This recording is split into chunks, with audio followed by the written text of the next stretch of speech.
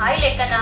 Hi, Mummy. I will ask correction question. You will answer to me. Yes, Mummy. Why do you eat fruits? We good to be at the strong. What can we make with fruits? We can make some juices and jelly. Why should you eat vegetables? We are to be at the strong. Which vegetable is hot in taste? Chilies at the taste. Name any two root vegetables. Carrot and radish. Name 5 sense organs. Eyes, nose, ear, tongue, chin.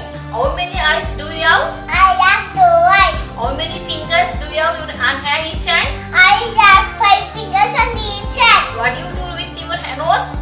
I fell in my nose. How do you keep your body clean? I take a bath daily. How many times do you brush your teeth daily? I brush my teeth 2 times. What do you do with your hands? I eat them with my hands. Who helps you in your homework? My mommy helps in my homework. At what time do you have breakfast? At 8 o'clock. How do you feed your teachers? How do you greet your teachers? I greet them saying good morning. Where do you cook food? We cook food in the kitchen. Where do you study? I study in my study room. Where do you receive guests?